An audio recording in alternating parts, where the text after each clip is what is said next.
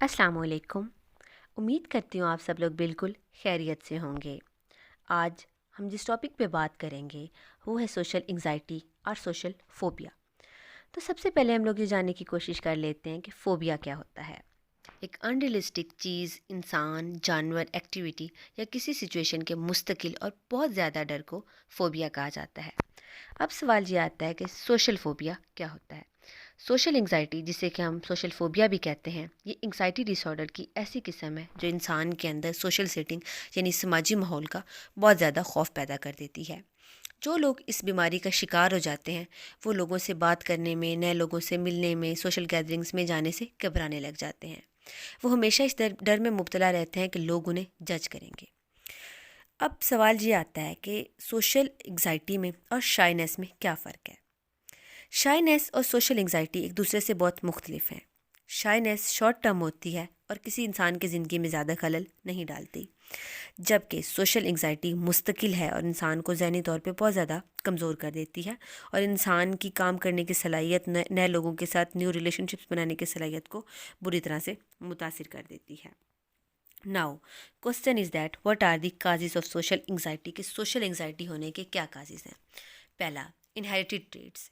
Anxiety disorder turn to run in families, ठीक है। लेकिन अभी तक ये नहीं जाना जा सका कि सोशल एंग्जाइटी ज़्यादा जेनेटिक्स की वजह से होती है या फिर लर्न बिहेवियर्स की वजह से होती है।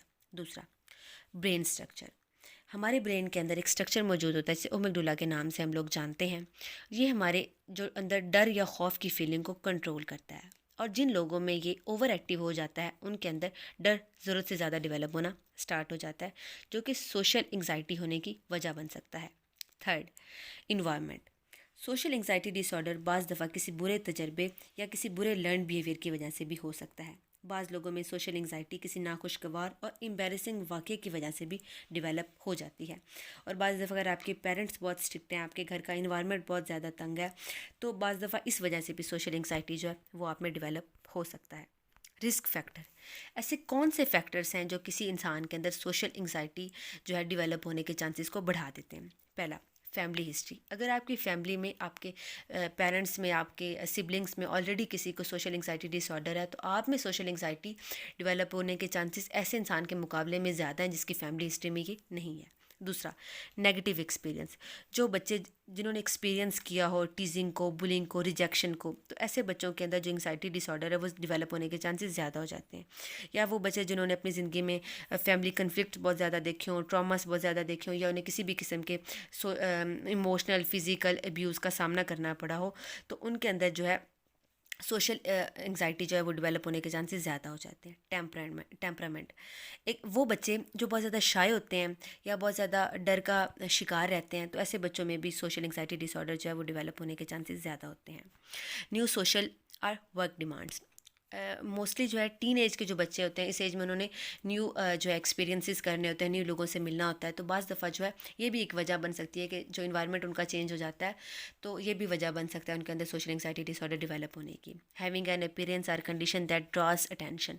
बाज़ दफ़ा फिजिकल अपीयरेंस भी है इंसान की, वो भी सोशल एंग्जाइटी जो है वो डेवलप होने की वजह बन सकती है। कि अगर एक इंसान बहुत ज़्यादा काला है या बहुत ज़्यादा मोटा है या बहुत ज़्यादा पतला है, तो जहाँ पर भी वो जाता है लोग उसका मजाक बनाते हैं, ठीक है। तो बाज़ दफ़ा जो इंसान की फ़िज़िकल अपीयरेंस है, इसकी वजह से इंसान इतने कॉम्प्लेक्स का शिकार हो जाता है कि वो लोगों से मिलना बंद कर देता है, उसे सोशल एंग्जाइटी हो जाती है। अब सवाल ये आता है, what are the symptoms of social anxiety, कि हमें कैसे पता चलेगा कि किसी इंसान के अंदर सोशल एंग्जाइटी डेवलप हो चुकी है, ठीक है। जो शाइनेस है वो सिर्फ सोशल एंग्जाइटी का एक सिम्टम नहीं है। सोशल एंग्जाइटी के अंदर जो इंसान है उसका इंटरेस्ट अपनी डेली रूटीन के वर्क से बिल्कुल ख़त्म हो जाता है, अपनी एक्टिविटीज़ से उसका जो इंटरेस्ट है वो बिल्कुल ख़त्म होने लग जाता है। पहले हम लोग बात कर लेते हैं कि what are the emotional and behaviour symptoms of social anxiety, ठीक है। कि जो एक इंसान है उसके दिल में जो डर पैदा हो जाता है कि लोग उसे जज करेंगे, ठीक है। उसे हमेशा ये डर सताता रहता है कि मैं कहीं एम्बेरस ना हो जाऊं या कहीं मेरी सेल्फ जो है ह्यूमिलेट ना हो जाए, ठीक है। मुझे किसी किस्म के मजाक या तंजो मजाक का सामना ना करना पड़े, ठीक है। बाज़ दफ़ा इंसान को जो है वो जो न्यू लोग होते हैं उनसे बात करने में उसे डर लगने लग जाता है, ठीक है। बाज़ दफ़ा इंसान को ये लगता है कि मैं कैसा लगूंगा, लोगों को ये तो नहीं लगेगा कि मैं बुरा लग रहा हूँ। कुछ को ये लगने लग जाता है कि अच्छा, मैं अगर परेशान हूँ या मुझे गुस्सा आ रहा है तो लोग तो नहीं जान रहे कि मेरे साथ ऐसा हो रहा है, ठीक है। और इसके अलावा जो है बाज़ दफ़ा जो लोग होते हैं उन्हें हर दफ़ा जो है टेंशन उन्हें होने लग जाती है कि वो कहीं पर भी अगर लोगों के साथ जाएं, मतलब किसी इवेंट पे जाएं तो वो डरने लग जाएंगे। किसी सोशल जो है जगह पर वो जाएं जहाँ पर बहुत ज़्यादा जो लोग हैं मौजूद हो, तो उन्हें हमेशा ये लगने लग जाएगा अच्छा ये मेरी बात कर रहे हैं। उसे हमेशा यही लग रहा होगा कि जो आसपास के लोग हैं वो मेरी बात कर रहे हैं। तो उस इंसान के अंदर जो है हमेशा डर रहेगा कि मैं अच्छा अगर कुछ बोलूँगा तो मैं कहीं गलत ना बोल दूँ, ठीक है। उसे ये होगा कि मैं अगर कुछ गलत बोल दूँगा कि लोग मुझ पर हंसेंगे, ठीक है। इसके अलावा ये जो इसे बहुत ज़्यादा डर लगने लग जाता है कि मेरे साथ कोई नेगेटिव एक्सपीरियंस ना हो जाए। अच्छा अगर मैं ऐसा बोलूँगा तो फिर मेरे साथ कोई बुरा ना हो जाए, ठीक है। तो इस किस्म के बहुत सारे जो डर हैं उसे सामना उसका करना पड़ता है। अब बात कर लेते हैं हम लोग फिज़िकल सिम्टम्स की, ठीक है। कि वो जो है blushing, fast heart beat, trembling, sweating, ये तमाम तर जो हैं उसकी सिम्टम्स हैं, ठीक है। उसके अलावा इंसान का स्टमक का अपसेट हो जाना, उसे सांस सही तरीके से ना आ पाना, उसका सर चकराने लग जाना, या उसको ऐसे लगना कि मेरी आंखों का आगे बिल्कुल अंधेरा छा रहा है, या ऐसे करना कि मेरा दिमाग बिल्कुल ब्लैंक हो गया, या इंसान की जो मसल टेंशन है, ठीक है, उसे ये तमाम तर सिम्टम्स है सोशल एंग्जाइटी के, ठीक है। अब अवॉइडिंग कॉमन सोशल सिचुएशन, जो ऐसा इंसान है वो मार्केट जाने से घबराएगा, किसी के साथ आई कांटेक्ट करने से घबराएगा, अपने काम पर जाने से घबराएगा, पार्टी से अटेंड करने से घबराएगा, जो लोग उसे नहीं जानते उनसे मिलने से घबराएगा। वो जो होगा वो बिल्कुल मतलब जो लोगों के सामने खाने से भी इवन दैट वो घबराएगा। वो चलते हुए ये सोचेगा अच्छा मैं ऐसे चल रहा हूँ, क्या मैं सही चल रहा हूँ, मुझे लोग तो नहीं देखेंगे। अगर वो किसी रूम में एंटर होगा और वहाँ पर पहले से बहुत ज़्यादा लोग मौजूद होंगे तो वो डरेगा अंदर रूम में जाने से, ठीक है। अब सवाल ये आता है कि when to see a doctor, कि इंसान को डॉक्टर के पास कब जाना चाहिए, ठीक है। देखें जब आप में सारे आप सिम्टम्स जो मैंने डिस्कस किए हैं आप में ये शो हो रहे हैं, ठीक है, या आपके किसी अजीज़ में आपके अपने में शो हो रहे हैं, तो आपको किसी अच्छे साइकाइट्रिस्ट के पास जाने की ज़रूरत है। अब बात ये आती है कि जो ट्रीटमेंट है, इसका ट्रीटमेंट क्या है सोशल एंग्जाइटी का। सोशल एंग्जाइटी के डिफरेंट किस्म के ट्रीटमेंट और पर्सन टू पर्सन वो वेरी करते हैं। किसी पे एक ट्रीटमेंट काम कर जाता है, किसी पे एक ट्रीटमेंट नहीं काम करता, किसी पे बहुत ज़्यादा ट्रीटमेंट्स जो करने पड़ जाते हैं, ठीक है।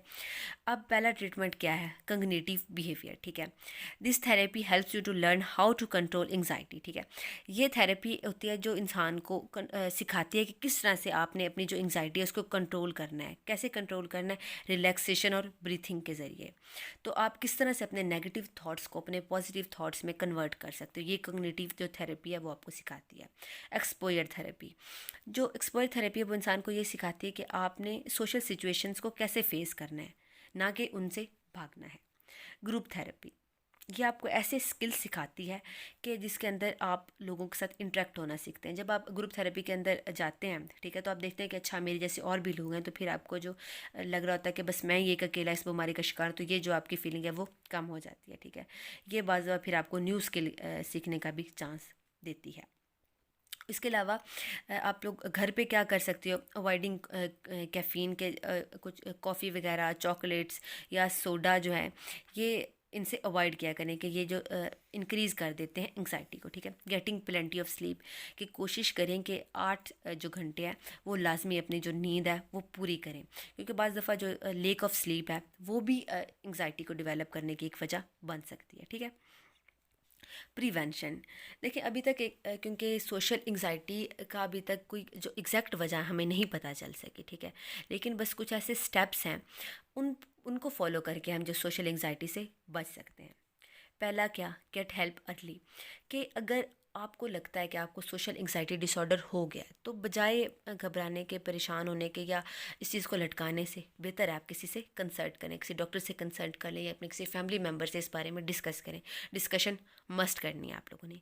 Keep a journal, keeping track of your personal life can help you and your mental health professional identify what's causing you stress and what seems to help you feel better.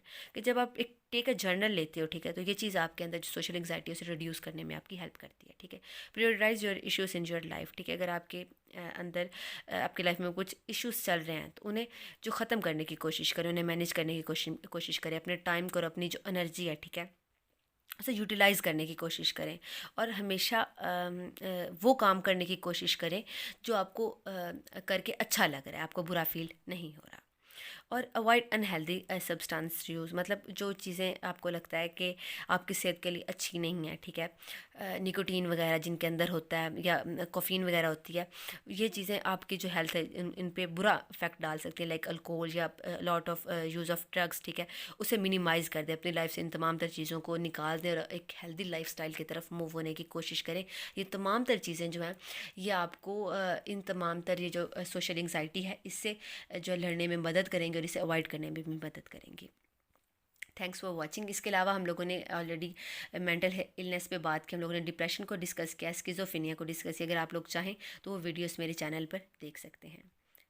उम्मीद करती हूँ आपको मेरी वीडियो अच्छी लगी होगी, तो kindly मेरे चैनल को सब्सक्राइब कर दें और मेरी वीडियो को लाइक कर दें। अल्लाह ताला हम सबको अपने हिफ्ज़-ओ-मान में रखे, आमीन। खुदा हाफिज़।